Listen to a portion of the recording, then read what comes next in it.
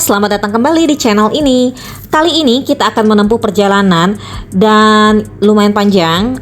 Aku coba detail walaupun singkat juga ya.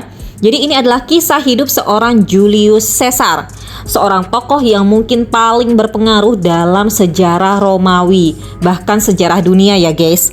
Kita akan membahas kehidupan Caesar dari lahirnya hingga wafatnya.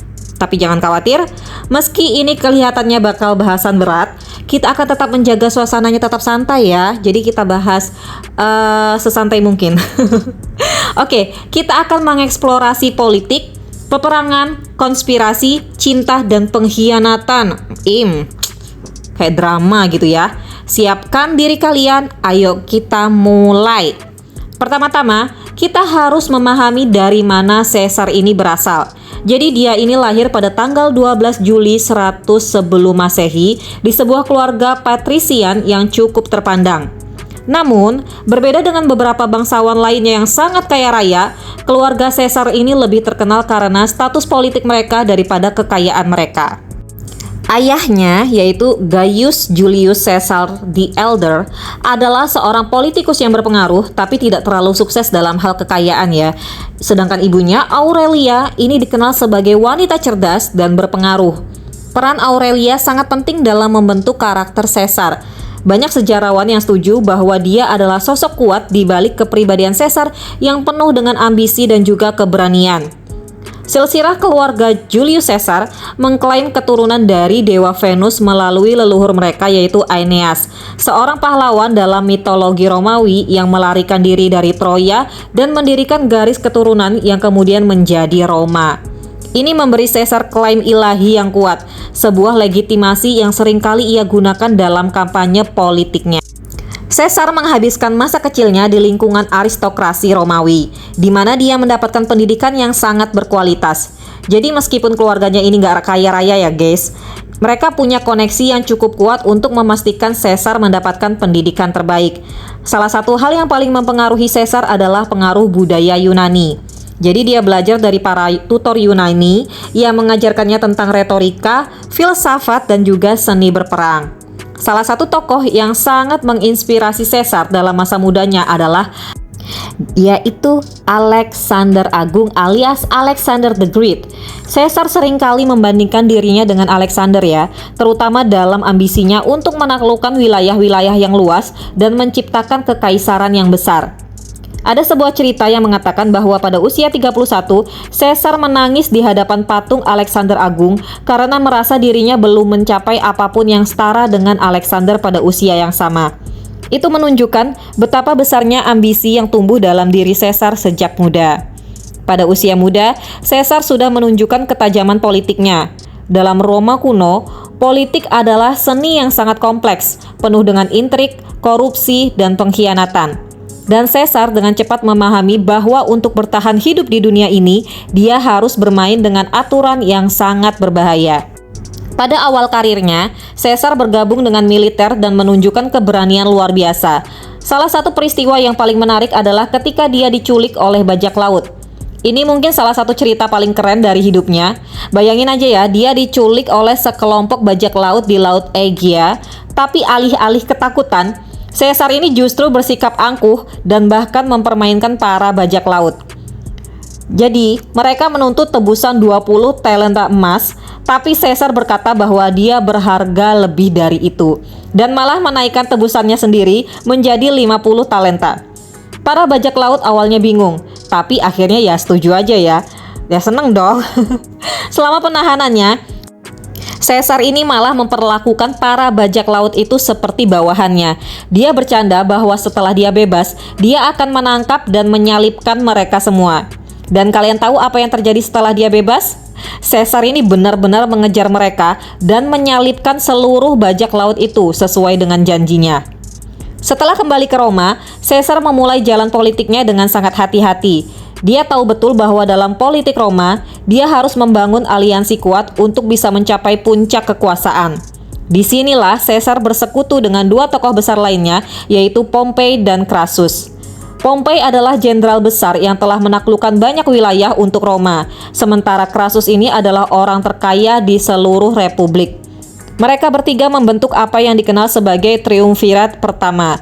Ini adalah semacam perjanjian rahasia antara mereka ya, untuk saling mendukung di dunia politik.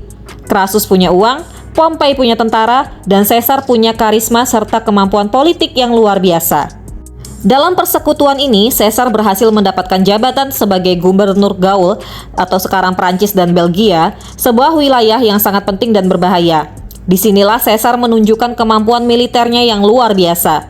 Penaklukan Gaul adalah salah satu pencapaian terbesar Caesar. Ini adalah kampanye militer yang sangat brutal, tapi juga sangat sukses. Dalam waktu kurang dari 10 tahun, Caesar menaklukkan hampir seluruh wilayah Gaul, sebuah pencapaian yang sebelumnya dianggap mustahil. Kita harus mengingat bahwa Gaul bukanlah wilayah yang mudah ditaklukkan ya. Suku-suku di sana terkenal tangguh dan juga pemberani. Salah satu musuh terbesar Caesar dalam kampanye ini adalah Vercingetorix namanya, pemimpin suku Arveni yang berhasil menyatukan banyak suku Gaul untuk melawan Roma. Pertempuran antara Caesar dan Vercingetorix ini mencapai puncaknya dalam pertempuran Alesia, yang merupakan salah satu pertempuran paling epik dalam sejarah Romawi. Dalam pertempuran ini, Caesar menggunakan strategi pengepungan ganda yang sangat cerdas. Jadi dia membangun 2 barikade, satu untuk mengepung musuh di dalam kota, dan satu lagi untuk melindungi pasukannya dari pasukan bantuan Gaul yang datang dari luar. Akhirnya, Vercingetorix pun menyerah dan Caesar memenangkan perang ini, memperkuat posisinya sebagai pahlawan di mata rakyat Roma. Tapi tunggu dulu, kemenangan Caesar di Gaul tidak membuat semuanya berjalan mulus ya. Ketika Caesar semakin kuat, musuh-musuh politiknya di Roma, terutama Pompei dan senator konservatif, mulai merasa khawatir. Mereka takut Caesar akan mengambil alih kekuasaan sepenuhnya. Karena itulah, ketika Caesar diperintahkan untuk kembali ke Roma tanpa pasukannya, dia menghadapi keputusan sulit. Pada tahun 49 sebelum Masehi, Caesar menyeberangi sungai Rubicon dengan legiun Romawinya. Tindakan ini sangat penting karena Rubicon adalah batas yang memisahkan provinsi Gaul dari wilayah Italia. Dengan menyeberangi Rubicon, Caesar pada dasarnya mendeklarasikan perang terhadap Republik Romawi. Caesar berkata, "Alea iacta est," atau dadu telah dilempar. Dengan tindakan ini, dia memulai perang saudara Romawi. Perang saudara yang terjadi setelah penyeberangan Rubicon adalah salah satu konflik terbesar dalam sejarah Romawi. Caesar dengan pasukannya yang setia bergerak cepat untuk merebut Roma. Namun musuhnya, Pompei, tidak mudah dikalahkan. Pompei melarikan diri ke Yunani dan di sana dia mengumpulkan pasukan yang jauh lebih besar daripada Caesar. Namun, Caesar tidak pernah takut menghadapi tantangan besar. Dalam pertempuran Pharsalus pada tahun 48 sebelum Masehi, meskipun pasukan Pompei lebih banyak, Caesar berhasil mengalahkannya dengan taktik militer yang luar biasa. Pompei melarikan diri ke Mesir, di mana dia akhirnya dibunuh oleh faksi Mesir yang ingin menyenangkan Caesar. Tapi di Mesir inilah Caesar bertemu dengan Cleopatra yang akan mengubah hidupnya lagi dalam cara yang tak terduga. Jadi Cleopatra adalah salah satu wanita yang paling berpengaruh dalam sejarah dunia ya, dan hubungan Caesar dengannya adalah salah satu kisah cinta paling terkenal dalam sejarah. Ketika Caesar tiba di Mesir, Cleopatra sedang berjuang untuk mempertahankan tahtanya. Dia tahu bahwa untuk bertahan hidup, dia harus mendapatkan dukungan dari Caesar. Dan dia menggunakan semua kecerdasannya untuk memenangkan hati Caesar. Ada cerita terkenal tentang bagaimana Cleopatra menyelinap masuk ke istana Caesar yang dijaga ketat dengan cara digulung dalam karpet. Wow. Nah, Cleopatra ini wanita yang luar biasa cerdik ya. Dia tahu persis bahwa jika dia bisa mengamankan Caesar sebagai sekutu, tahta Mesir akan aman dalam genggamannya. Dan seperti yang diceritakan banyak orang, Cleopatra muncul di hadapan Caesar dengan cara yang dramatis dan tak terduga. Dia digulung dalam karpet dan dibawa ke kamar Caesar sebagai hadiah. Ketika karpet dibuka, Cleopatra pun muncul di hadapannya dan dari sana hubungan mereka pun berkembang. Cleopatra bukan hanya seorang ratu yang cantik, tapi juga politikus yang sangat cerdas. Dia tahu bahwa Roma adalah kekuatan besar yang harus dipertahankan sebagai sekutu. Dan siapa yang lebih baik untuk bersekutu daripada orang yang paling berkuasa di Roma? Siapa lagi kalau bukan Julius Caesar kan? Kedekatan mereka menjadi aliansi politik yang kuat. Caesar membantu Cleopatra untuk mengalahkan saudaranya, Ptolemy yang ke-13, dalam perang saudara Mesir. Setelah kemenangannya Cleopatra, Caesar menghabiskan beberapa waktu di Mesir bersamanya, dan selama masa ini lahirlah seorang anak yang diberi nama Ptolemy Caesar, yang sering disebut sebagai Caesarion. Cleopatra berharap Caesarion ini akan menjadi penerus dari Caesar di Roma. Ini menunjukkan bahwa hubungan mereka lebih dari sekedar romansa. Cleopatra berencana menggunakan kekuatan Caesar untuk memperluas pengaruhnya di Timur Tengah dan mungkin menjadikan putranya sebagai penguasa Roma suatu hari nanti. Oke, setelah urusannya di Mesir selesai, Caesar pun kembali ke Roma, kali ini dengan status yang lebih dari sekedar jenderal besar. Dia kembali sebagai pemenang perang saudara dengan kekuasaan yang hampir tak terbatas. Namun, di balik kemenangannya, ada banyak tanda-tanda ketidakpuasan yang tumbuh di antara para elit Romawi. Caesar diangkat menjadi diktator untuk seumur hidup pada tahun 44 sebelum Masehi. Gelar ini mengindikasikan bahwa Caesar tidak lagi hanya menjadi pemimpin sementara, melainkan seseorang yang akan memerintah seumur hidupnya. Ini sangat menakutkan bagi banyak senator yang menganggap dirinya sebagai penjaga republik. Kekuasaan tak terbatas seperti itu dianggap sebagai ancaman langsung bagi prinsip-prinsip demokrasi Romawi. Pada saat ini, Caesar memperkenalkan banyak reformasi yang bertujuan untuk meningkatkan kehidupan di Roma. Jadi dia merubah struktur senat dengan menambahkan lebih banyak anggota, sebagian besar dari provinsi-provinsi yang baru saja dia taklukkan. Langkah ini meski baik untuk pemerintahan yang lebih inklusif, namun membuat banyak senator marah karena mereka merasa kehilangan pengaruh. Reformasi ini dianggap sebagai cara Caesar untuk memperluas kekuasaannya lebih jauh lagi. Salah satu reformasi paling terkenal yang dilakukan oleh Caesar adalah perubahan kalender. Sebelum Caesar, kalender Romawi benar-benar berantakan. Kalender lunar yang digunakan seringkali tidak akurat dan harus disesuaikan secara manual. Ini menyebabkan kekacauan dalam penghitungan waktu. Pada tahun 46 sebelum Masehi, Caesar pun memperkenalkan kalender baru yang dikenal sebagai kalender Julian. Kalender ini adalah dasar dari kalender modern yang kita gunakan sekarang. Bekerja sama dengan astronom-astronom terbaik zamannya, Caesar membuat kalender berdasarkan siklus matahari, dengan setahun terdiri dari 365 hari dan satu hari tambahan setiap 4 tahun atau tahun kabisat. Kalender ini sangat revolusioner dan membantu memperbaiki banyak masalah administratif di Roma. Meskipun Caesar sangat populer di kalangan rakyat dan tentara, tidak semua orang senang dengan kebangkitannya. Para senator yang konservatif, terutama yang setia kepada Pompei, merasa bahwa Caesar telah melangkah terlalu jauh. Mereka takut bahwa Caesar tidak akan berhenti sampai dia mendeklarasikan dirinya sebagai raja, sesuatu yang sangat dibenci oleh bangsa Romawi. Roma itu punya sejarah panjang anti-monarki ya, sejak penggulingan raja terakhir mereka, yaitu Tarquinius Superbus. Roma telah berkomitmen untuk menjadi sebuah republik, di mana tidak ada satu orang pun yang memegang kekuasaan mutlak. Jadi ketika Caesar semakin kuat, desas-desus mulai menyebar bahwa dia akan menyatakan dirinya sebagai raja. Dan ini menimbulkan ketakutan besar di kalangan elit politik. Salah satu titik puncak ketidakpuasan ini terjadi ketika Caesar mulai muncul di depan publik dengan atribut-atribut kerajaan, seperti mahkota laurel. Pada suatu acara di bulan Februari tahun 44 sebelum Masehi, saat Caesar berparade di Roma, salah satu sekutunya, Mark Antony, mencoba menaruh mahkota di kepala Caesar. Namun Caesar menolaknya di depan umum, seolah-olah ingin menunjukkan bahwa dia tidak tertarik pada gelar raja. Tapi bagi banyak orang ini dianggap sebagai taktik manipulatif untuk menguji reaksi rakyat. Ketakutan dan kecurigaan terhadap Caesar akhirnya memuncak dalam sebuah konspirasi untuk menyingkirkannya. Beberapa senator yang paling berpengaruh, termasuk sahabat Caesar sendiri yaitu Brutus dan Cassius, memutuskan bahwa satu-satunya cara untuk menyelamatkan republik adalah dengan membunuh Caesar. Mereka memilih hari yang dikenal sebagai Ides of March, tanggal 15 Maret 44 sebelum Masehi.